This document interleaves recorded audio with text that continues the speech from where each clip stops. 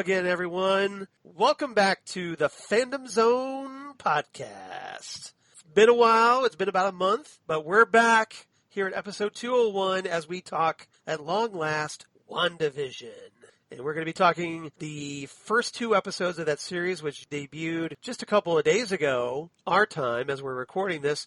And who better to talk about this than my two wonderful co-hosts with the most, Jesse Jackson and DJ Nick. How you doing, guys? We are good. We are very good. At least I am. How about you, Nick? I'm doing very, very well, thanks, yeah, and super, super happy to be talking to both of you. WandaVision! No, sorry, I guess that's another TV show, but I just had that in my head. We needed to kind of like do a total retro 50s dance number or something to complement this series, I think. So start our own barbershop trio. I don't think anybody wants that. I don't. I'm sure nobody wants that. All right. So yes, like I said, we're going to be talking WandaVision episodes 1 and episode 2 because they couldn't come up with anything better to title their episodes than episode 1 and episode 2. So in this case, COVID brain, Charles. So Nick, here we go again. Yeah, but in this case, I'm thinking they don't want to give away anything. Though I agree. If I was in the writer's room, I would have been arguing, okay, let's do some kind of take on a classic 50s sitcom, a classic 60s sitcom. Let's do this, But we'll see, Yes. So like Jesse kind of talked about a little bit here, essentially the premise that we're presented with at the beginning is that Wanda and Vision are somehow mysteriously trapped in this surreal, retro TV sitcom universe. Yes. And somehow they've been magically transported, probably more emphasis on the magically. Yes. And are now existing in this reality and are, at least here and there, getting little glimpses that there might be something more to this reality. And that's the basic premise of the show. And I'm sure things will unravel, especially if you kind of saw the movie, which this series kind of reminds me of, Pleasantville. Yes. It does have a little with bit Tobey of that Maguire, feel. right? Yes. Right. Charles, also, to put it into context, would you say we are talking pre-Infinity War, so this is prior to the events of Infinity War, or are we talking maybe just it's following that? I mean, personally, I put it as in predates Infinity War, as in this is what kind of Vision and Wanda were up to before Infinity War happened, but it's hard to say. My personal theory, and we can get to this as we discuss our various theories, I think this is after Endgame, guys. I think this is something that there were repercussions, obviously, from the fallout of the various heroes, a lot of heroes dying and not coming back. And Vision, if you recall, the end of Endgame did not come back. Was dead, yeah. Was dead. So the question is, how is he here? But like I said, I have some theories. So yeah. Go ahead. Hang on, Nick. No, so saying, so unlike Black Widow, which takes place before, you think this takes place after? Yes, I do. And the reason I think that is they have said in interviews that they think this is the perfect way to kick off the new Phase 4 or whatever we're Phase at. 4, so that's why I think that's the case. One of the things that I'll be interested in hearing you guys, but I won't have much to think about is, there are series where I really worry about what's going on and do this. This is one I've decided just to enjoy the ride. Like, I'm not going to overly think it. That's a good idea. And nothing against, because there have been episodes where I, totally am into the mystery. This one just seems that crazy enough to mix our universes that it's just going to be fun. It's a fun ride. And it was, Linda did not get to see them yet, but she has seen enough commercials that she's planning to watch them with me. And I set the situation up as like basically every season, and we talked about this before, seems to be a spoof of a different decade of sitcoms. Yeah, so essentially like episode 1, we had the 1950s. Episode 2, we kind of had the 1960s with the end transitioning to color because, as Jesse and I are old enough to remember, or at least know about, Yeah. I wasn't quite there. Jesse might have I been. was. Yes, I was. So you're older than I am. You have 10 years on me, so you probably remember this. But there was a transition at the end of the 60s toward color, which is probably why at the end of episode 2 we did that transition. So episode 3 will probably be the 70s. Yeah, and I'm old enough to remember when both CBS and ABC and NBC, the Peacock would come presented in living color, Yes. And it would show all this. Right before Star Trek, right? Because it was do that. And I remember not having a color TV for a lot of years. And the Time Tunnel was the show all my friends said they enjoyed the most in color. Because it was the Time Tunnel in color. Yes, it was. And this was, Star Trek had already been canceled. And so, yes, this is, and Nick was just explaining, I don't know about you, Charles, but I grew up on sitcom reruns in the afternoon, right? Like you go home and you watch this. And so this was just such a joy for me. Well, even me, that I was on the cusp of that because cable television didn't really take off until like 1982, 1983. Right. So consequently, when I was a kid in the 70s, we had 3 channels, ABC, CBS, and NBC, and then we usually had PBS, and we had usually some kind of independent channel, an independent channel that was local and just showed whatever they could get their hands on from syndication. And the UHF channel. The UHF channel, kind of, yeah. So if you watch Weird Al Yankovic's UHF movie. Yes. But so consequently, a lot of these channels during the day, in the early hours before the news would come on, they would show, a lot of these reruns that were of shows from like the 50s, 60s, and early 70s. So consequently, even though I wasn't around when the original things like Bewitched or the Dick Van Dyke Show were originally airing, I was at least familiar. At least my generation, Generation X, is essentially familiar with that because we did get to see those reruns. Yeah, on summer vacation, I would love, the watching Bewitched, watching the Dick Van Dyke Show. I don't. Those are the two. Obviously Gilligan's Island. Yeah. And a lot of other sitcoms. Brady Bunch and just all these sitcoms. So this was a lot of fun, and it kind of tripped the nostalgia vibe for you, Jesse. A little bit. Did, and there and when we get to some specifics, it made me smile, and it also got me frustrated a couple of times because of the illogic sometimes of the madcap activities that are happening, that you kind of want to go, well, why are you doing this? And obviously the reason why is because if you didn't do it that way, there wouldn't be this, zany actions. Yeah. Yeah. And I think some younger viewers, people that a little younger than me probably saw a lot of these reruns also on Nick at Night on cable. Yes. When they would show their old, their old retro TV programming. So very true. So one of the reasons I brought up, Bewitched and the Dick Van Dyke Show is obviously those two shows I think get the heaviest mention in these first 2 episodes. And then I'm glad that we're talking about the first 2 episodes, since for one thing these episodes were so damn short. Yes. The first episode is only like 27 minutes, which is even short. Without the end credits, like 25 minutes of selfie. And then the other one's like 34, so like total, that's like an hour of television. In fact, I kept watching this as I'm watching it, like, okay, there is so much time left in the episode, because you could tell from the bar. Right. So, like, I'm going, okay, is there going to be an end credits? But no, it's because of the credits are in all these different languages now. It just takes that long for the credits. Yeah, exactly. And this is something that Disney Plus, because this is a Disney Plus show that The Mandalorian was doing as well. That Disney Plus, for whatever reason, and I think it's because I think they tell these shows, well, hey, make 6 hours of television and then chop it up into episodes. Mm-hmm. Yeah. And as a result, you're getting some very short episodes because they want to save some of the time for the bigger payoff episodes toward the end of the season. So consequently, these early episodes are ridiculously short. I mean, you might as well be watching network TV with the commercials cut out. For these shows.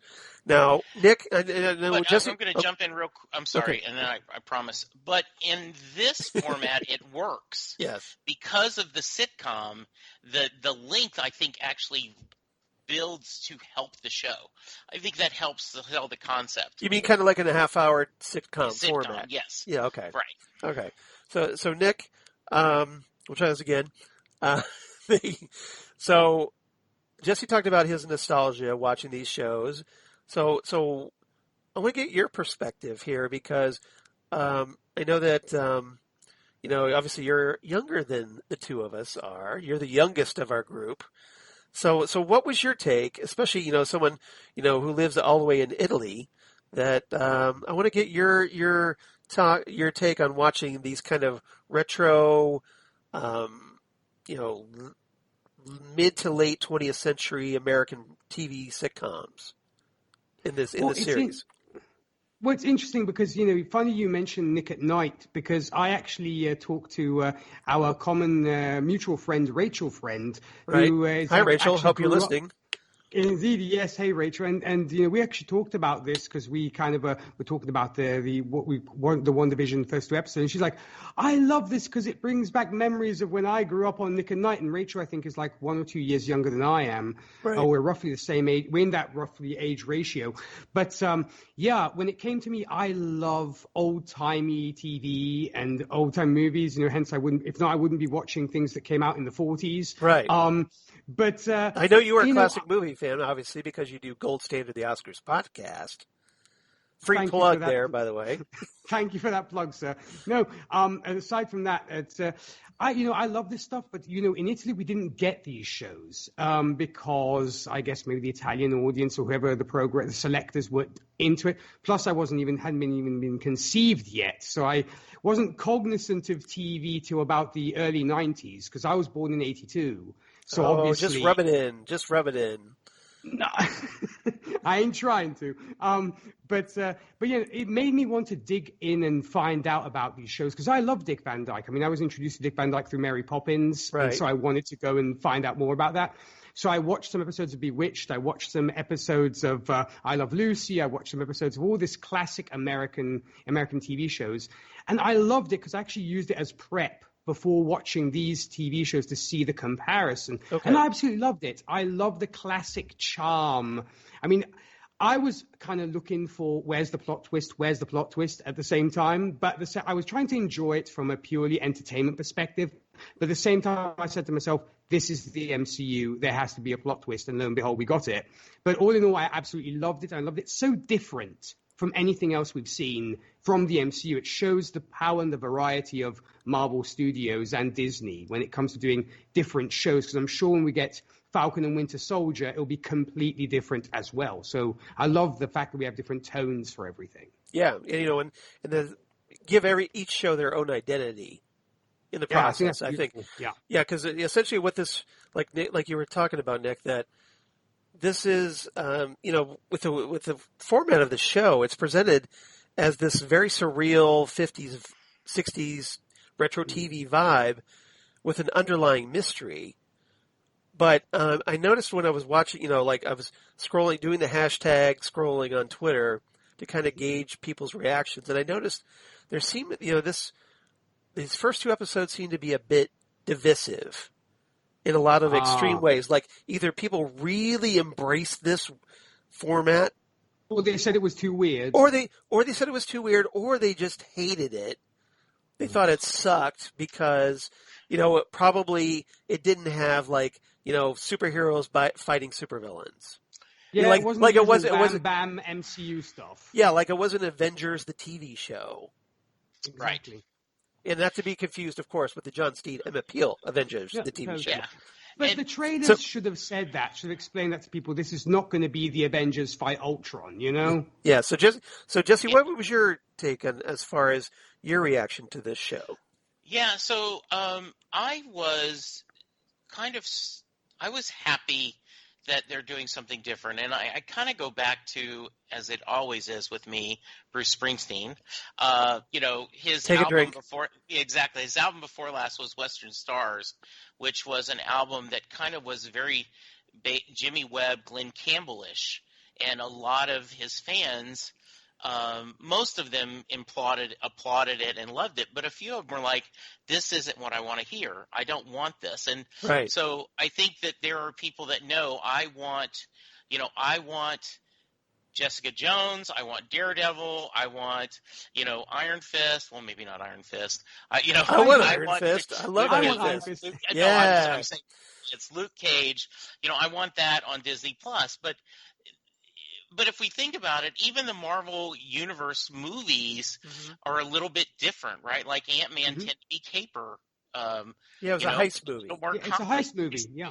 So I was going into this with optimist, and then when I watched it, I really loved it. Yay! I loved the screwball comedy of it. I love the idea that I'm sure people are going, what the F? Yeah. But if you and I loved your tweet. You talked about young people may not be understanding this, right? And well, so, as a Twin Peaks fan, I thought it was amusing that people watching WandaVision, they're like, oh, this is just so weird. And I'm like looking at you guys, Zan and I both are like, really? Is this, and I posted this quote from Twin Peaks: The Return, where it's like, what is this, kindergarten? Because this is just another Tuesday for you, Charles. Yeah, exactly. This is this is nothing. Watch a David Lynch film or a Twin Peaks or something, and then get back to me. This is nothing as far as weirdness. Vanilla Sky is a F up. Is a movie that where F's with your mind. I liked that they did this with, I think, a lot of love and respect for those sitcoms too. Yeah, I mean, they had their tongue firmly in cheek on a certain circumstance of another.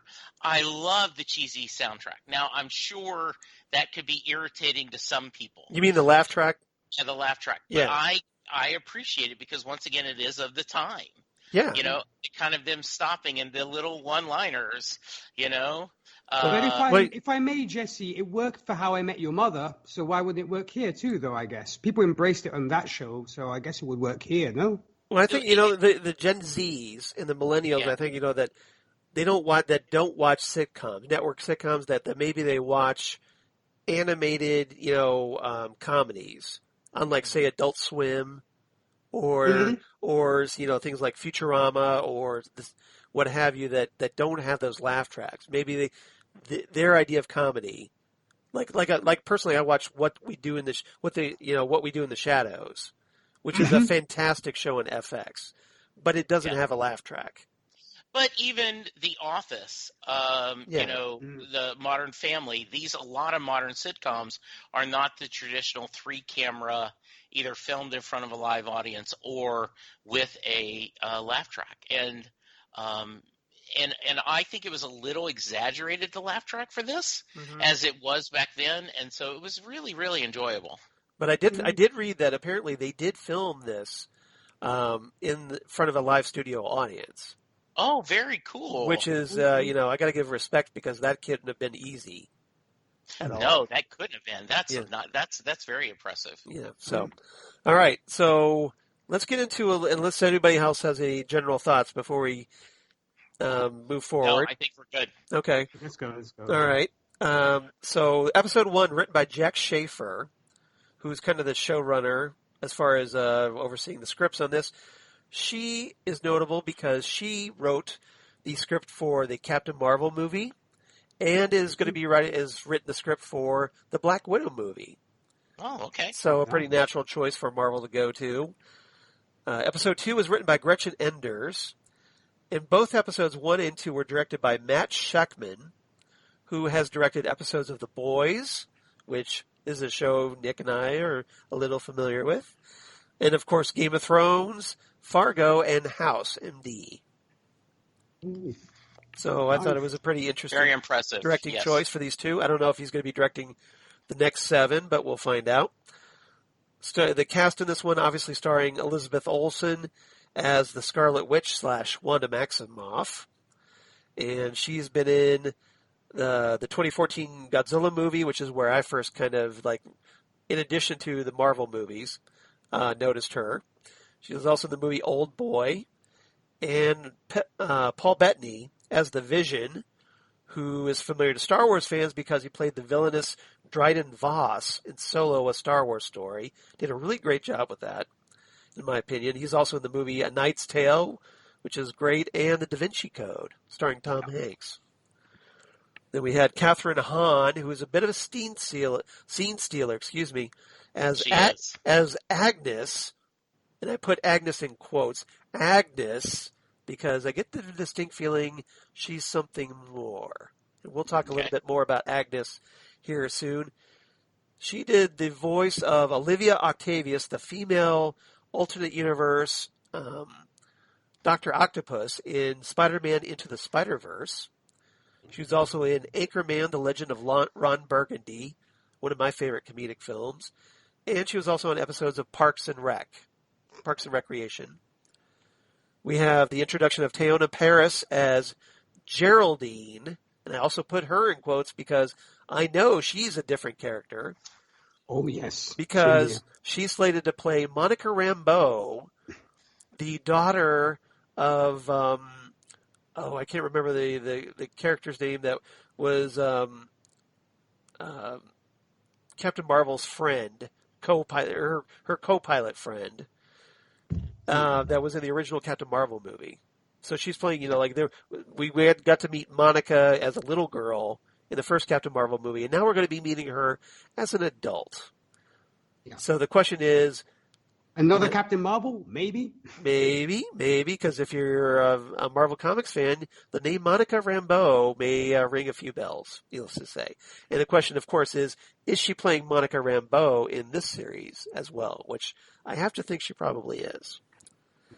She's also played the character John Chambers, John Hamm's secretary in Mad Men, and she was also in the Spike Lee movie Dear White People. So a pretty good resume.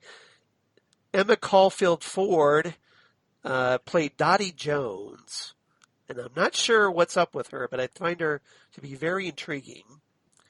She's notable to fans of Buffy the Vampire Slayer because she played Anya Jenkins on that series before she ended up dying and then coming back as a sort of ghost kind of thing.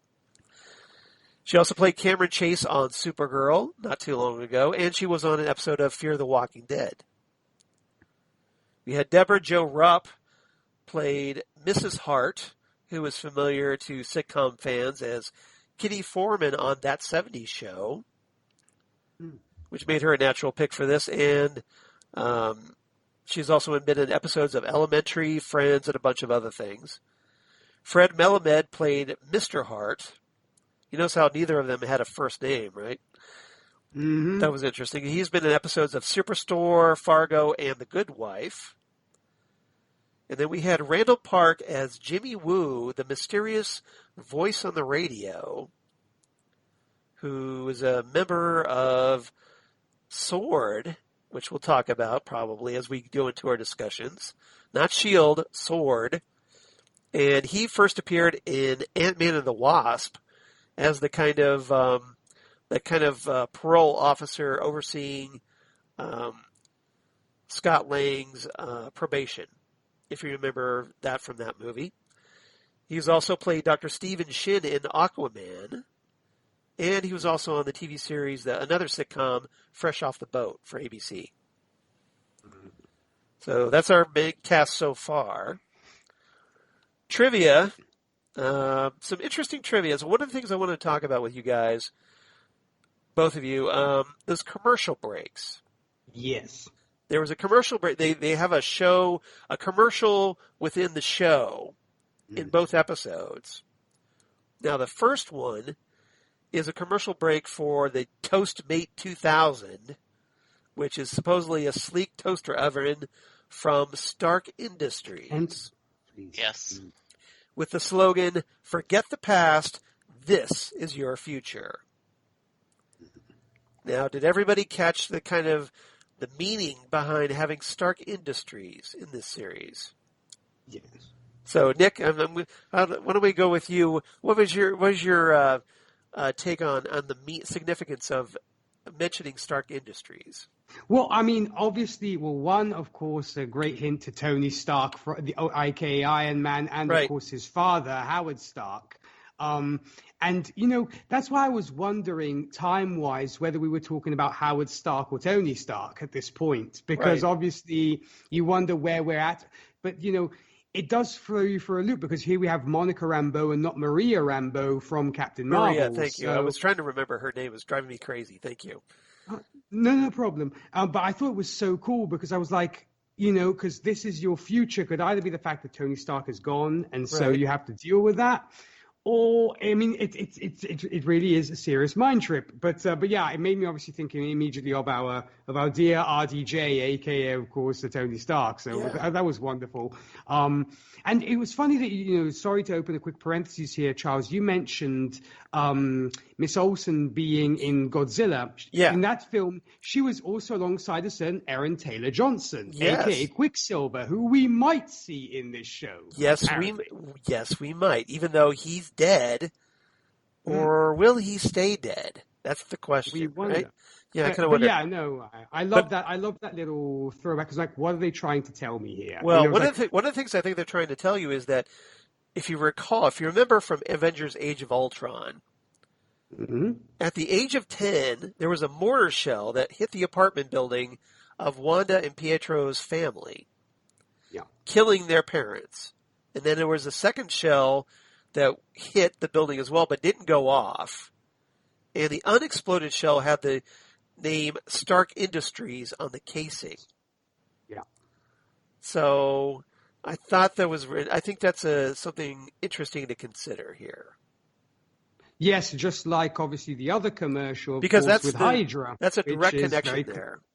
Yeah. Yeah, which there is very connected, of course, to the Scarlet Witch, at least in the MCU, when it comes to Strucker and, of course, Hydra, because obviously we've first seen the Maximoff twins as working for Hydra at the time. Yeah.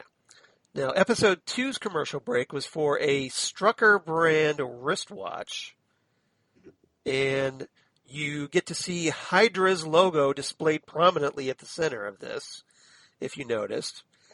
And it had the slogan, "Strucker, he'll make time for you." Yeah. With a presumed double meaning of, well, he'll make time to be there for you, or he'll make actual time for you. Time. Mm-hmm. So we'll see how that plays out.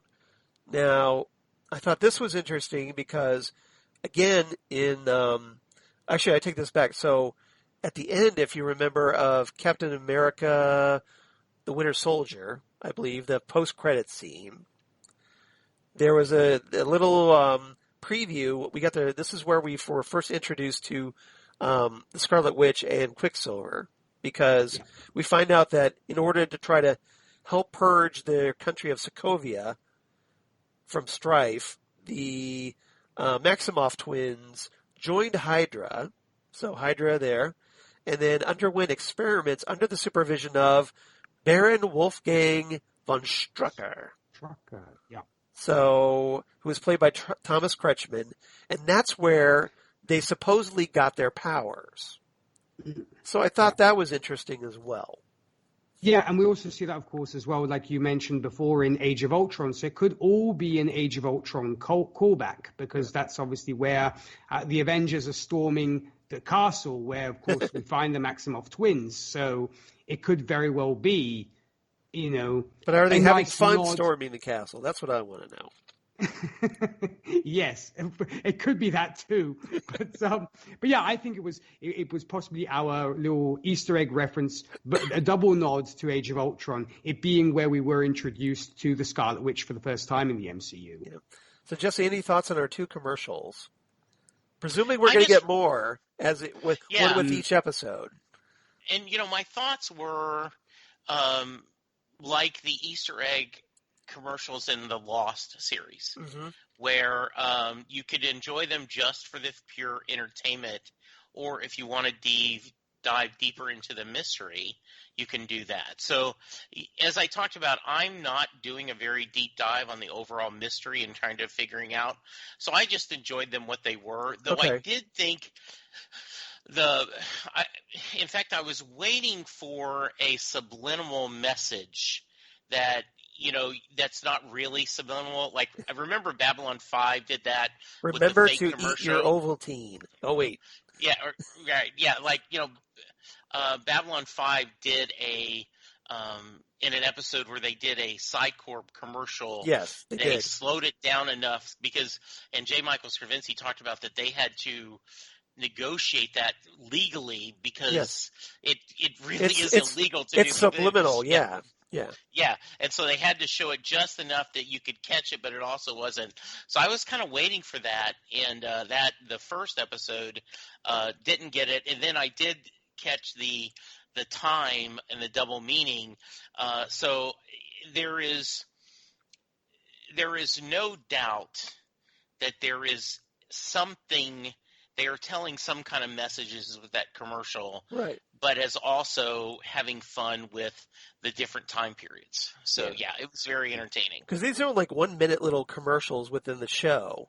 So, but the question is, and it seems like so far they have they're somewhat important, or at least they give the impression of being important. So we'll see how important they actually turn out to be.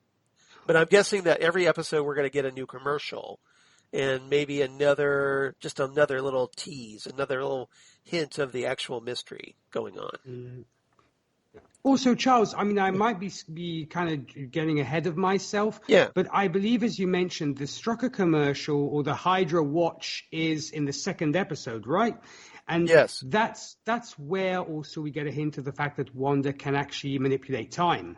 Yes. Yeah, among other things, as we'll probably find out in the course of this series.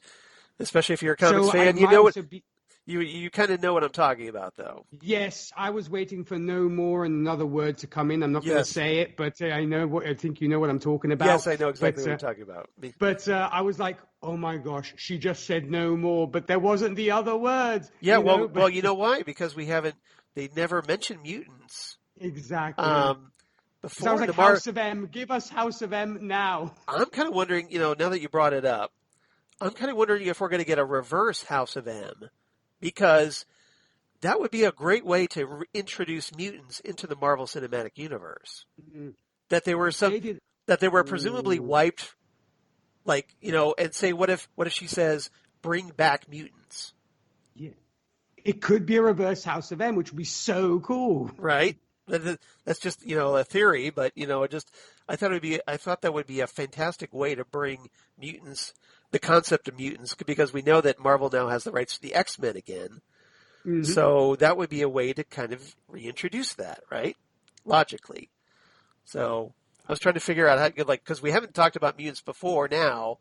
So how are they going to explain the introduction of the X-Men? Yeah, and since up until this point, folks like Quicksilver and Scarlet Witch have been considered the product of experiments through Hydra and were not apparently born with these powers. Right. So the question is, maybe what we know of the Scarlet Witch and Quicksilver was wrong. Dun, dun, dun. Dun, dun, dun. We'll see. Or it might get retconned. We'll find out. And this would be an interesting way to kind of bring that on, right? Yeah. Because as we've established out in the real world, the powers that be have said they think this is a perfect way to kick off the next phase of the Marvel universe. Yeah. So absolutely, as you guys are speculating, that would be a really cool thing that this little TV show actually ends up being something pretty major. Yeah. Oh, yes. Yeah. So we'll see. We'll see what happens. Some other things I thought was interesting, trivia-wise. So the interior set for episode 1 is based on essentially a copy of the set from the Dick Van Dyke Show. Mm-hmm. And, where we have Vision, nearly tripping over a chair while carrying Wanda, which is like a direct homage to the credits of that show. Absolutely. Because where Dick Van Dyke's character Rob almost trips over the ottoman in the and then the episode 2 set was designed similar to the house in Bewitched. Yeah. So a couple things. There was actually 2 or 3 credits of the Dick Van Dyke Show where he tripped, he skips it, he doesn't, and they rotated them as a different way. So it was interesting to see him slide through. And also, I had to check this afterwards, but the credits for the second episode were almost scene for scene Bewitched credits. Yeah, with her writing on it. I mean, it was very clearly. Yeah, because if episode 1 was the Dick Van Dyke Show, episode 2 is the Bewitched episode.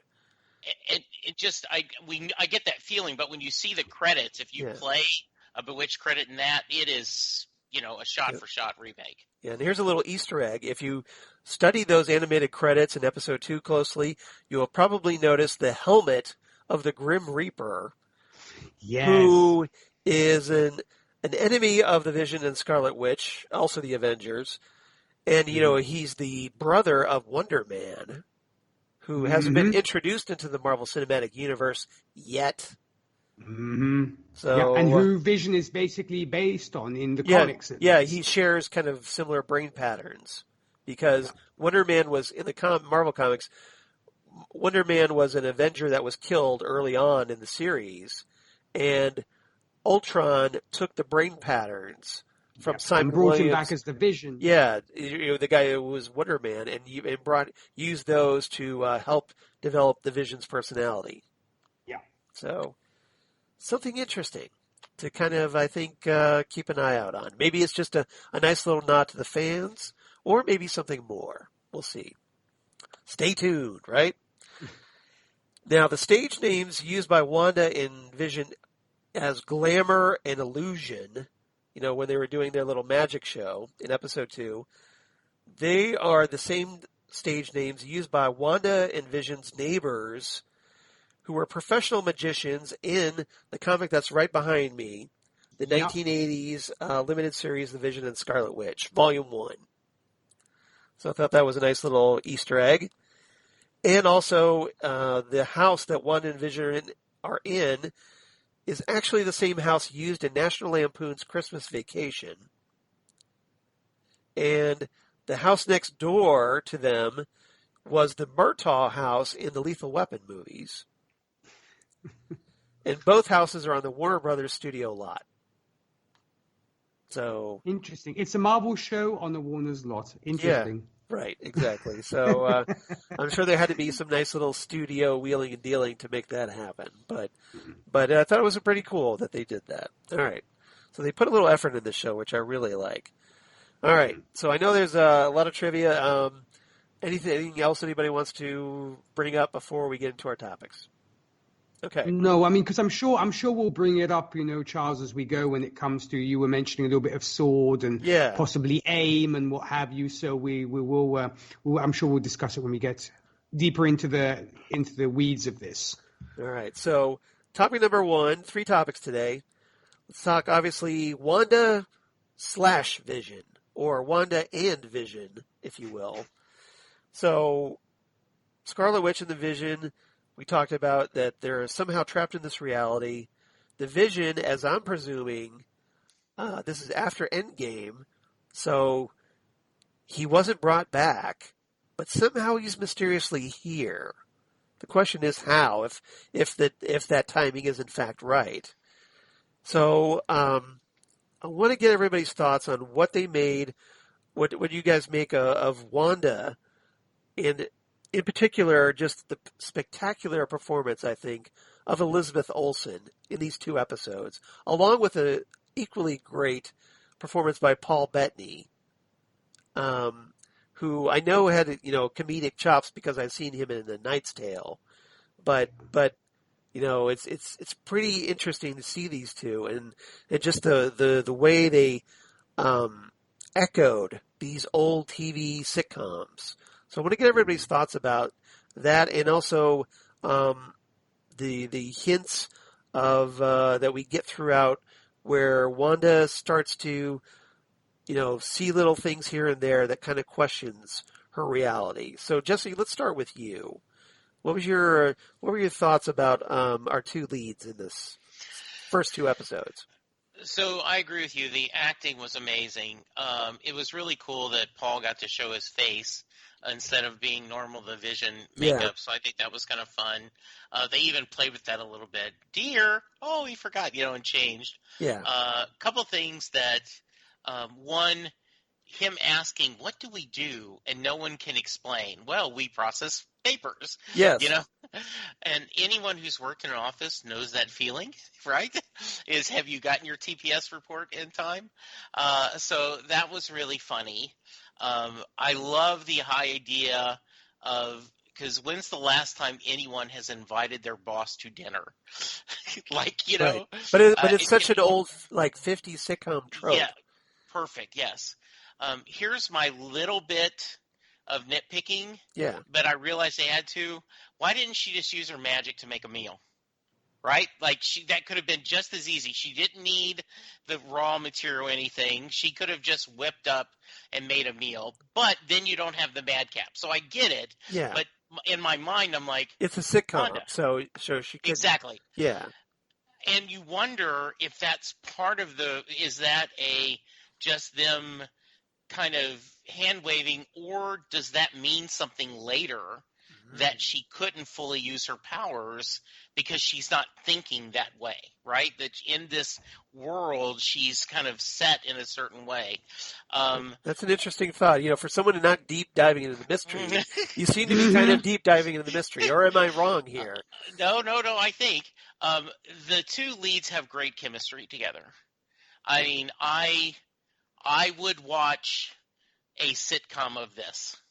Like if they wanted to do a 10 episode, yes, but I mean just saying if they wanted to do more of that and just do more parodies of these kind of shows, these kind of standard plots and with their own twist, it's really good.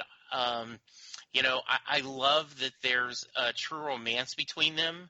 There is true affection between each other. And then, of course, he calls, and instead of just saying, hey, guess what? The heart was about my boss. They're coming to dinner. He's vague, and she's vague, and you have a classical, 50s sitcom. Lucy misunderstands. Yeah, exactly. It was really great. And then my second nitpick is, how exactly do you get pregnant having an android husband? And then you're like, let me tell you.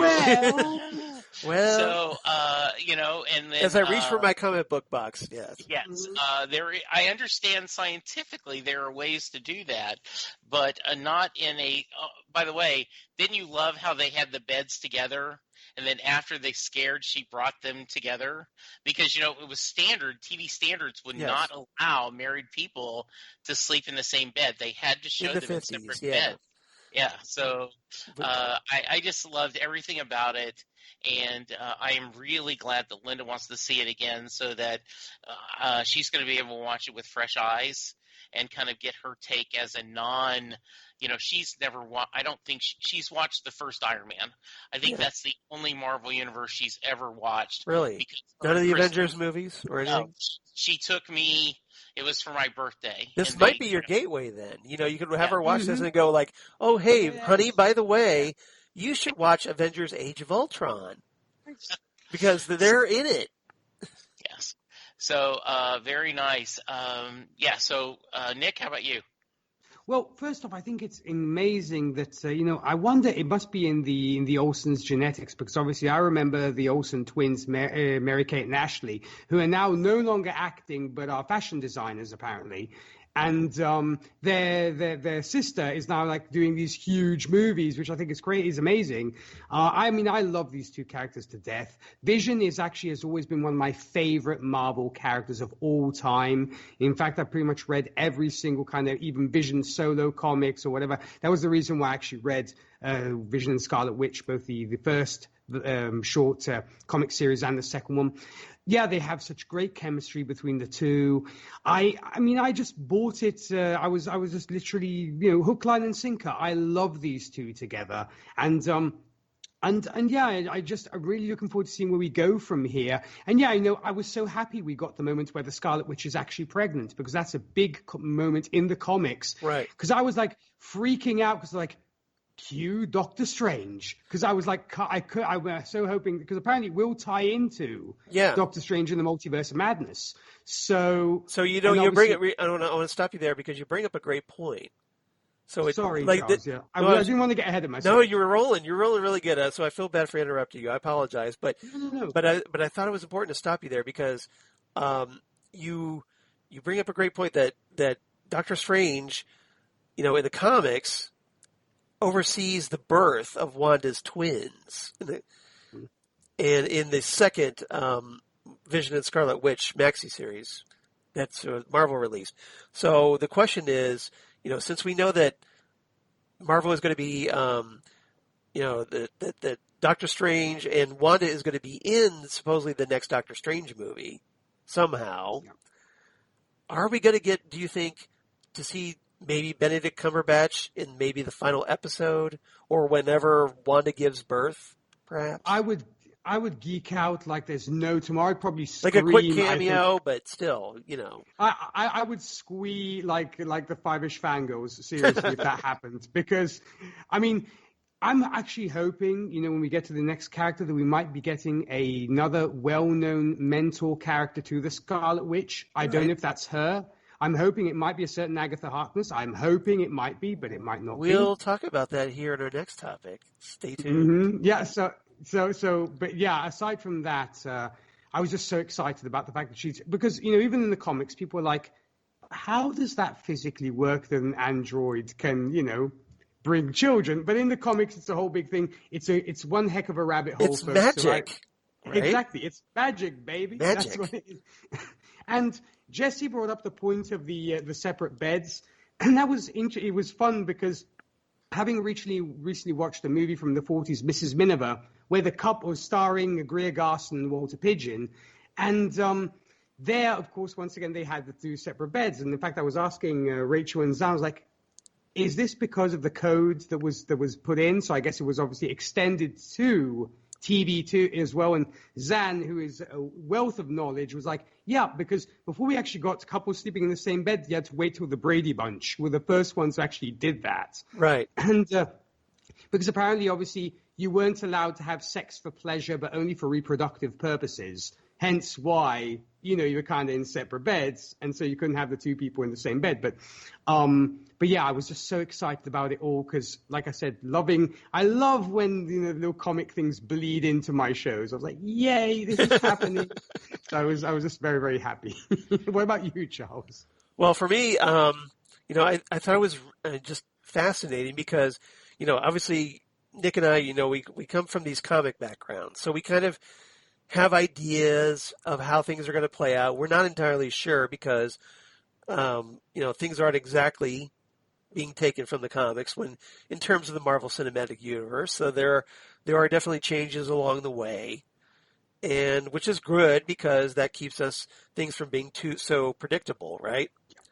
So I'm okay with that. But, I have to wonder especially with Wanda, everything, and I'm getting the impression that these first two episodes, this is all about Wanda. Yeah. And this is why I think it's so vital that this is probably after Endgame. Because if you remember, obviously, in Endgame, Vision died.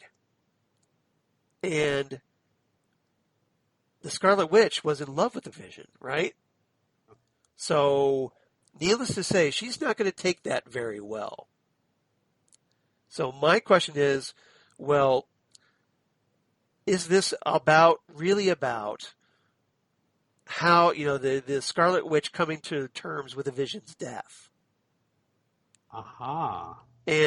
Or is something is some outside force seizing upon this grief?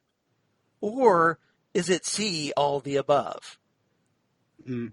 The question. So my question is, as Wanda keeps, we get little glimpses through as Wanda sees, the little tiny red and yellow helicopter that has the sword logo on the side, or she cuts her hand and the blood is actually red in a black and white universe.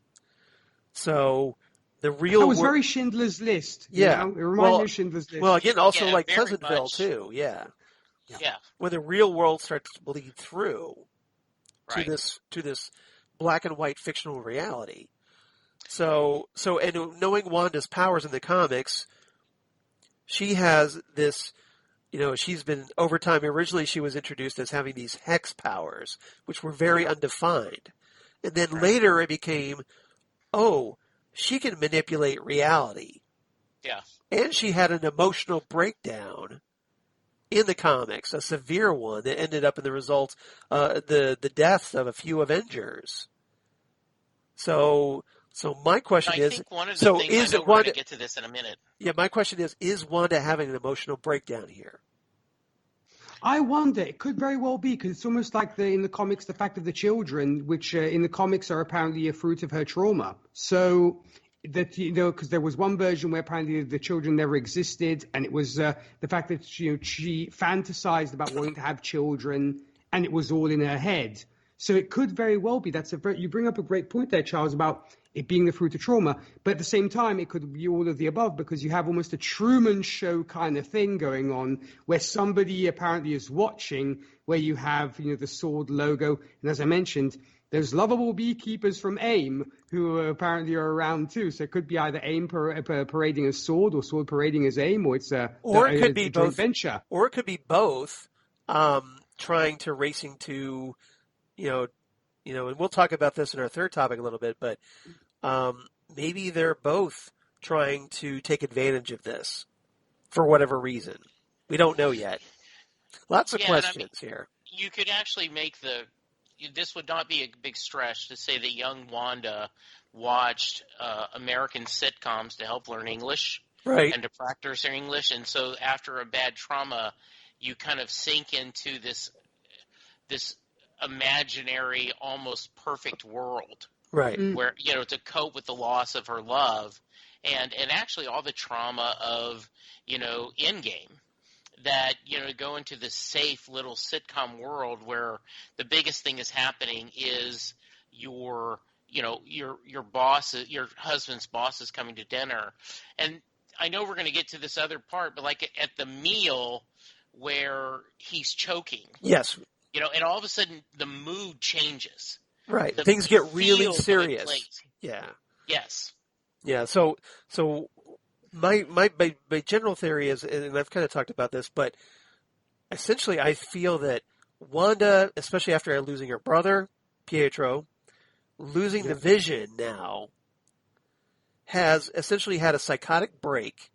She's constructed this reality, and I'm presuming it's going to be like a dome or something, based off of little flashes of images that we've seen from the trailers that have been released so far. So I'm trying to piece all this together in my head and trying to figure out how the puzzle works. So I think she's in this bubble reality, maybe a pocket dimension, I don't know what, of her own creation. Yeah. And she's now trapped in there. She's essentially recreated the Vision as part of her fantasy world in this sitcom world. And there are outside forces either trying to bring her out of this reality that she's trapped in, or they're trying to take advantage of it. Or, again, see all the above. What do you think? What do you guys think? Well, as I steeple my hands, Charles, yes, excellent. The thing that immediately comes to mind is Mulholland Drive, anyone? Yes. Yes, as another David Lynch just- film that I- fans of Ghostwood, the Twin Peaks podcast, free plug there, may be aware of. Yes. I'm just waiting for, the witch/bum at the back of the diner to kind of pop out and be playing with things. 'Cause Yes. I'm like, this is Mulholland Drive. Yeah. I was like, now I want David Lynch to direct an episode of WandaVision. That's That would what be I'm so saying. cool. That's what I'm saying. Yes. So Get David Lynch on the horn now. yes, exactly. Yes, get us David Lynch now. All right. So that's my theory. I don't know if anybody else has any theories about what's going on that they would like to share with the class. Anybody? Or does that sound pretty good? Does that, No, that sounds good. all right, so we'll see if I'm right. But that's my initial theory, and it might be more than that. But that's the basic part of this. So we'll find out. And that's the beauty of this show, Charles, that we can't read ahead. Yeah. So we have to theorize. Well, Unlike, The Boys or other ones where we knew what was going to happen, here you can really go nuts on theorizing. Because I've noticed that Vision doesn't really notice the oddness. Yeah, he seems completely oblivious to it all. Yeah, so my take is that he's not there. This is something that she, rebuilt. He's a figment of almost of her imagination. Yeah, exactly. Or just that, she's rebuilt him in this reality, but it's not quite. He's not quite there. Yeah, and or at least he's not aware. He's part of the fantasy, so therefore he's not aware of the reality that's trying to break through. Yeah, for sure. Yeah, and we'll talk about this about that for sure. About who's watching, what else could it be? Yeah, for sure. Yep. But All right. I definitely buy that, Charles. Very, very well put. Okay. And like I said, it's just amazing performance. I mean, things like the stage show, that the stage performance, that as the magic show, which in a great little comedic moment for Paul Bettany was he has to play the Vision drunk. Yes. As he gets literally gummed up. His inner workings get literally gummed up with big red gum. Yes. I was waiting for the gummed up works, joke to come up. I was like, when are they going to say it? When are they going to say it? There it is. Yeah, exactly. Yeah. And interestingly, Big Red did not get introduced until 1975. I saw that on IMDb. So a little bit of an anachronism there. Yes. But I thought it was, just fantastic performance by both of these two. And then it's kind of like making me crush a little bit on Elizabeth Olsen. I don't know about you guys. I thought her in the magician assistant outfit looked amazing. Real quick, because you're talking about how we're crushing on her. Mark and Evanier tells the story that the first time he met Dick Van Dyke, he said, I want to let you know that when I watched the Dick Van Dyke show and Dick Van Dyke stopped him and said, you wanted to be a TV writer because you thought you could grow up and marry Mary Tyler Moore. And he says, yes. He says, you would not believe how many people have said that to me.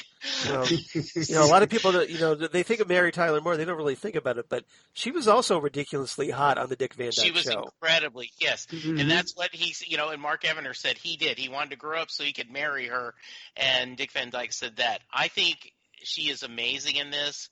And I also, and I do think the reason why they did Big Red Gum, instead of Beamers or something else for the time, because Vision is red. Yeah. So, you've got to have that connection. It's just kind of too funny not to go with. Exactly. So, all right. Yeah. Anything else about Wanda or Vision before we move on? Nope. Okay. Topic number 2. Let's talk about Agnes, the nosy next door neighbor that just won't leave. And let's also talk about Geraldine, the young woman that befriends Wanda in the second episode, as they're forced to try to get through this, I'm going to say, meeting by Dottie, and they kind of bond over how to behave over that, and become, I think, friends as a result. So Agnes, I think, is a character that's definitely worth watching, and I think she's more than she appears as well. And Geraldine, like I said, is presumably Monica Rambeau, that's going to be featured in the second Captain Marvel movie. Will this be her introduction here on WandaVision first? So, Nick, let's start with you first this time. What did you make of these two characters?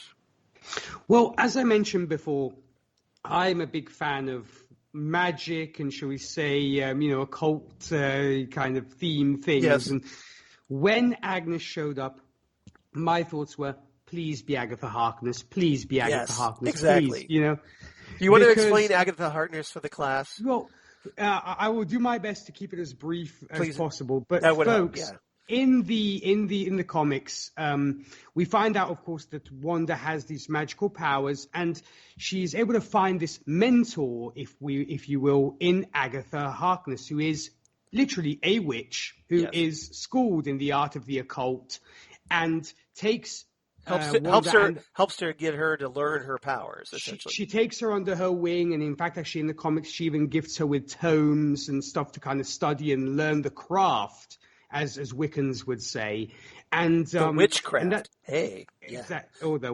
witchcraft. Yeah. Yes. Now I've got Frank Sinatra singing "Witchcraft" in my head, but never mind. Nice. Well, that suits the time period. So there you go. Exactly. But yeah. So that's why.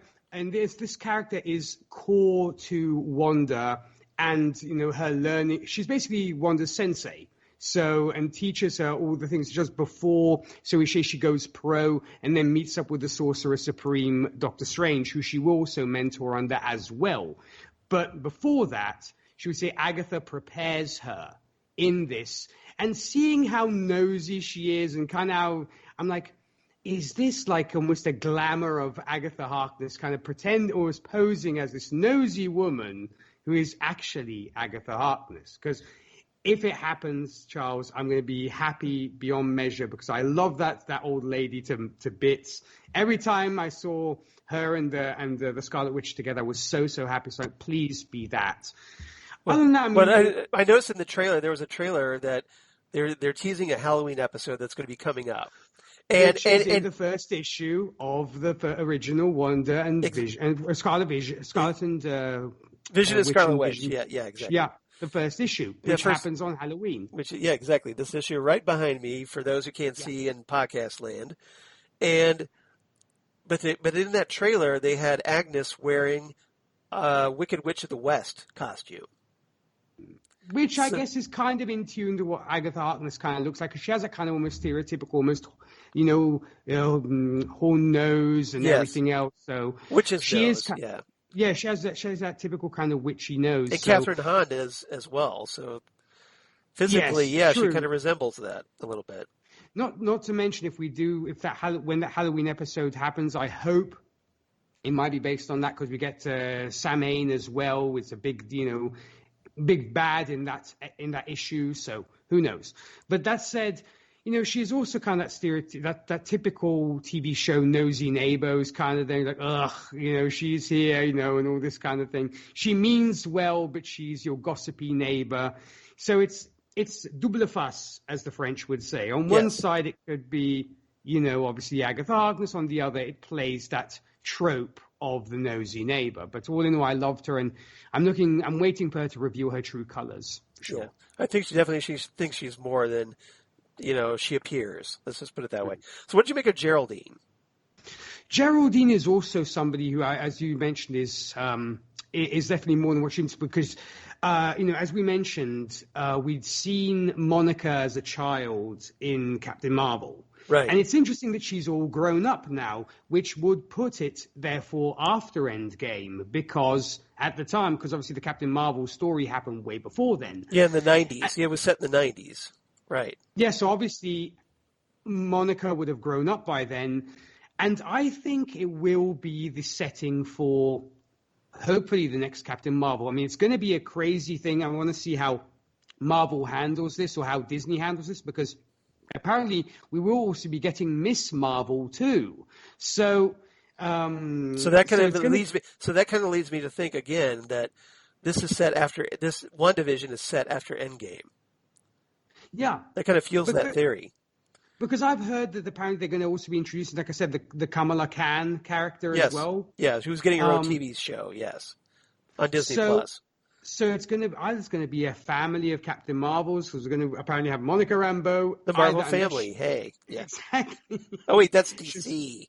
Yes. Shazam got theirs, but no, I loved. I mean, she's kind of a little bit awkward, wanting to maybe. I mean, you can already see that her and Wanda have an almost instant rapport. And amongst these kind of during this kind of ladies meeting, she's the one that Wanda gravitates to instantly. Yeah. So it seems like she's trying to help Wanda, I think. So it would play in also to your theory of is this Wanda having a crisis, and does she really know Monica in the real world, and is going back to people she's familiar with. So because there may be obviously gaps in the MCU that have not been filled yet. And for all we know, Wanda and Monica are actually friends and know each other. So it would play neatly into, the setup that you were theorizing about. But I'm definitely looking forward to seeing more of these characters. They definitely have me hooked indeed. Yeah, I think there are definitely two characters that we definitely need to be watching. So, Jesse, what are your thoughts on these two characters? So, Agnes is, and I wonder if Agnes, not only because of that, also, Agnes Moorehead and Dora. Right, and Dora, yep. I did think about that, yeah. A great sitcom name. Kathryn Hahn plays such a great part. I mean, she's part Ethel, she's part what's Mrs. Kravitz? I'm trying to think. Edna Kravitz. Yeah. On this, just who's always complaining about her husband Abner, kind of like the way that Agnes complains about her husband Ralph. Yes. Yeah. So she was really great. I was looking at Kathryn Hahn's IMDb page, and she's very, very active. But there's nothing I really watched her on. Though I don't know, she looked very familiar. Really, really an interesting character. So you guys have kind of talked that a lot, so I don't have anything else to add. What I found, and I think this is specific with Geraldine, is at this time period in reality, you would not have had African American characters. Right, exactly. This is a very, very white sitcom world. Or Hispanic in the firm of that guy that works at Vision's office, Norm, or whatever. And so, and I think this is not just, as I say, this is not just being politically correct casting. I think this is also this is something they're trying to say as they blend this, right? Yeah. That there is a reason behind this, and this is, as you guys talk. So do you think? So I'm sorry to interrupt, but do you think? So do you think that these are actual quote unquote real people that have been sucked into this world, this fantasy world as well? Yeah, so either, and I don't know if this is all in her mind, or is this in a bubble as you talked about, but I'm thinking back to, the end of Wizard of the Oz, right? And how all these characters were, you were there, and you were there, and you were there. Right. So you can actually see that. And then if we find out that Geraldine is someone that is connected to Captain Marvel and all these things, it could be very, very interesting. So, and I do think this is a subtle series in its broad slapstick, if that makes sense, right? The underlying story is going to be told very subtle while they're having fun playing with these sitcoms that are beloved and also showing the ridiculous of them. So that's a really nice sweet and sour mix, so to balance, think, right? Yeah. It is. It is a great balance. Yeah. All right. Anything else about these two characters from anybody? Well, I definitely wanted to applaud Jesse on the Wizard of Oz thing, because he read my mind on that one. So congrats on that one for sure, Jesse, because I really like that theory as well, because it could either be, and you were there, so obviously, like we said, kind of fragments of Wanda's memory kind of being put together. Or it could be, we've been spoiled with so many things through comics and TV shows, etc. They're all locked in a lab with kind of a tape over their eyes and a machine on their head. Yes, and it's kind of being pumping into a thing. So So it could be anything. I mean, at this point, I guess we're very much still in the embryonic phase of the storytelling. So it could go anywhere. But it's only this second episode we've reached here. So there's still, a lot of story left to unfold. But exactly. But you don't know if okay, is this Wanda's psychotic break, or was this some weird AIM experiment that went horribly awry and involving Wanda, or is it something else entirely? We don't know yet. I mean, we have still 7 episodes to play with, so anything can happen. Right. And I want to echo what Charles said earlier and maybe expand that a little bit. Once again, I'm going to applaud the producers and the network releasing these 2 episodes together. Gives you a great 1-2 punch of kind of, what this is. Because I think one alone and then you waiting a week might have been, but by having this 1-2 punch, you get first off, you get about an hour of TV, which is great. You get a normal episode, right? Yeah, because these episodes are so short. Yeah. And then you get, but I love the idea, right? It was a perfect setup for what this world is going to be and what we're going to see. Yeah, I agree with you, Jesse. I don't think, as hard as it was for 2 episodes to hook people, I don't think just releasing the first episode and then making people wait a week for the second episode, I don't think that would have gone over well at all. No, you would have had people with pitchforks and stuff yelling about it. And funnily enough, because there wasn't enough tease of the mystery in that, especially in that first episode. I mean, there's barely any in the second episode. So, I think you would have had people going what is this? And apparently the lucky duckies who work for press and stuff got 3 episodes. Right. Which I think would have helped the situation even more. Maybe that's why those, early reviews were so glowing, because they got to see 3 episodes, which really got you a solid taste of the show. Yeah. And its potential. Before we started this, I tweeted out, and so when we get to where we normally do feedback, I have a couple of tweets that people sent us that I think will reinforce a lot of your thoughts, Charles. Yeah. All right. Third and final topic. So let's talk about Mr. and Mrs. Hart.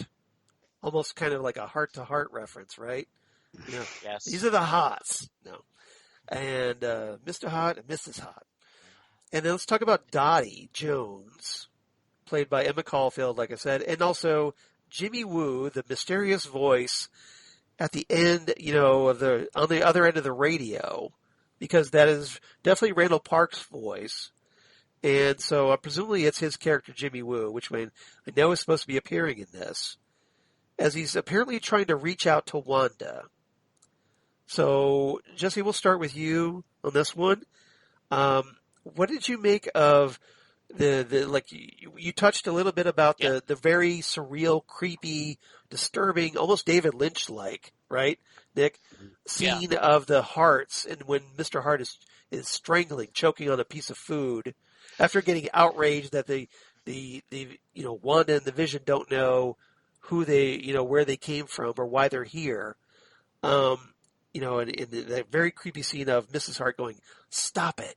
Stop it. Stop it." Yes. And then also Dottie, being herself and then being a bit ominous herself, and then also that mysterious voice on the radio. What are your thoughts on these? So Deborah Jo Rupp is a treasure. She has been in so many sitcoms, and she just is perfect as the wife and just the lovable, the boss's wife, wife compared to, and Fred Melliman, is just a wonderful. He plays often like agents and kind of bad guys on TV shows. So I loved at The Office how he just tore apart the other guy about everything that happened wrong when they went to his house. Yes. And so now you've got this set up. The pressure's now on the Vision to pull this dinner off. Right. And Mrs. Hart is just an optimist and just going and you did love the madcap of that wonderful wooden, kind of almost blinds that separate the kitchen from the dining room, Yeah. which is very old school, and to have that and seeing all the madness of going on, and then later, like, no, we're fine, and it was funny, and you're enjoying the laugh, That's called a and then, serving hatch, by the way. oh, very nice, thank you, Charles. Now you know, and learning is half the battle. Yes, now you know. And then I love the idea, like, okay, we're going to do breakfast, right? And Yes. Mr. Hart's like, breakfast for dinner. Of course, I raise my hand. I love breakfast for dinner. Who doesn't, right? Right? Especially if it's bacon and pancakes. I'm just saying. Exactly. Yeah, I just love that. I don't get bacon and pancakes so often. I'm like, bring it on. I can't tell you how often, like, Linda and I are traveling, and we're like, oh, I'm late. Like, what do you do? Well, hey, there's an IHOP. Yeah, let's just go to IHOP. Yeah, we have an international house of pancakes just right down the street from us. And it's so frustrating during COVID right now to go, like, we can't eat in there because I want bacon and pancakes, like, right now for dinner. Yes. So I love me. Yeah, I love that. And then, there's all this, the soundtrack and the laugh track, and they're all this, and again, all of a sudden he's choking. Yes. And right. It is. Things take a very dark turn. Yes. And like she keeps saying over and over again, right? Stop it. Not help him. Like, stop it to him, and then going over and on. Stop what? What is she trying to say to stop? Exactly. And then, Wanda asks Vision to help, and so he does a Vision Heimlich. He reaches in, gets the, he pulls a kitty pride and phases right through his neck. Yes. Yeah. And Nick appreciated that reference. Yes, it was. And then they're like, oh, we've got to go. So that was very, very cool. I did want to mention that I think they served themselves well and by having Emma Caulfield play this character, because it's Anya. Yeah, playing Dottie, right? yeah. This Dottie has this, I am a big Emma Caulfield man. When she's done TV movies and, on the Hallmark Channel and other things where she's guest starred, I just think I loved her in Buffy. She was recently on Supergirls, like I said. I wanted her and Xander to be together so bad. And to her play that just a little bit creepy and a little bit funny was just a perfect role. And you do get the idea, like when they're trying to walk out, and Dottie, there you two, you've done something, and then she's like, oh, you've never been that funny before. You aren't sure what she's going to do, and that is a great character. So you notice also that why is Mrs. Hart at the fundraiser but not Mr. Hart? And is she now in IMDb? They call her the same character, right? But is she necessarily, or is that something else that you're seeing the same people? I didn't even recognize Mrs. Hart there. Did I miss that? Yeah, okay. She was in there. All right, I totally missed that. Are you seeing, once again, the same people in situations you shouldn't necessarily see them at? The people you work with should not necessarily be at the fundraiser for the school, which once again adds to the mystery. Well, and again, especially if there are like whatever people that were with Wanda at the time this whatever new reality was created, if they're trapped in there as well, she has like a limited assortment of people to choose from. And I want to go just back to one thing we talked about a little bit, but how fun was the magic act with him using his powers and her having to use her powers to do? Yes, and to cover it up. To make it a fake piano, and the guy goes, that was my grandmother's piano. Yeah. Like, wait a minute, where did my real piano go? Right. And then how creepy was it? We go back to Geraldine. I was in a place, and all of a sudden, it was dark, and I ended up in this box. Now, is that just for the magic trick, or is that something else? You could see a lot of these lines, they might have a double meaning. This feels like a show that after all 9, watching them all in a row could really be satisfying. Kind of like watching Watchmen, the TV series. Agreed. Absolutely. That after you've gone through the initial viewing, you want to go back a second time to really appreciate the nuances. And that is high praise, because I think Watchmen is as good as any TV show based on a comic that's ever been done. Well, I think the Emmys proved that, didn't they? Yes, because with all those nice little golden statues. Indeed. Yep. All right, Nick, so how about you? What are your thoughts on these characters? Well, once again, we can't but go back to Mr. David Lynch when it comes to that moment at the dinner table, because, I have to admit, recently I have been doing kind of a little bit of screening of Lynch movies myself. Well, gee darn. Yes, from Eraserhead to Blue Velvet to all that kind of stuff. And I actually watched Dune for the first time in preparation to listen to you and Zan talking about it, because I had never seen Dune in my life. So I was like, okay, might as well pop it on and see what all the fuss is about. So I definitely, I'm enjoying it. I had a little kind of David Lynch retrospective, nice. Just watching my... We're going to have to get you on Ghostwood now. Nice. I know we're kind of totally digressing, but you kind of open yourself up for this. No, I know, but I mean, I just, because you know what, because just seeing these things, I'm like, okay, I've got to go and see more David Lynch here, because this is like so Lynchian from what I've heard. So, yeah, and that moment, like, stop it, coming fresh off a film like Eraserhead, for example, I was like, wow, okay. It's very surreal and very dark. Exactly. And so I was wondering, because in fact, to piggyback off Jesse's point, is what is she saying stop it to? I mean, is it once again, the shadow of Wanda, saying something and all this kind of things, like, Yep. and yeah, it really keeps you guessing. It really does.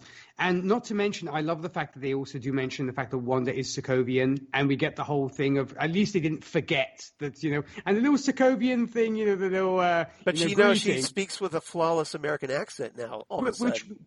Which we actually discussed. Apparently the going theory is that because she's magic, she can magic her accent away. There you go.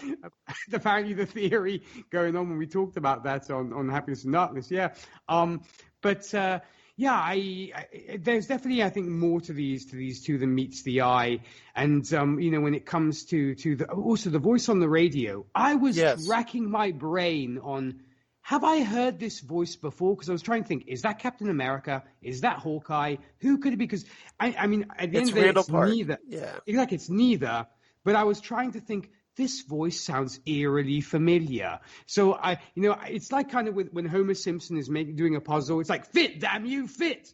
Kind of hammering the pieces together. It's like, is this Captain America or somebody kind of trying to yell at Wanda to snap out of it? But obviously it's not, as we see as we find out, of course. But... it's Jimmy Woo, who, in the comics was an agent of S.H.I.E.L.D. under Nick Fury once upon a time. And presumably, since we're seeing all these sword, the sentient, that's short for Sentient World Observation and Response Department, which in Marvel Comics is essentially like an outer space version of S.H.I.E.L.D. And it's a benevolent organization, not a malevolent one. So Jimmy Woo is supposedly affiliated with SWORD in this series. So the question is, well, is there something extraterrestrial going on as well? Give us aliens now. Now I want aliens as well. Yeah, it's like magic and a psychotic break or whatever. That's not enough. Let's throw some aliens there. Maybe Skrulls. They've teased some Skrulls in Captain Marvel. So. It could be a Skrull deal too, because after all, we know the Secret Invasion show with Nick Fury is supposed to be coming to Disney Plus. So there's all these things in play that how does it fit? Not to mention, we actually had the post-credits scene in Spider-Man: Far From Home. Spoilers for folks who haven't seen that.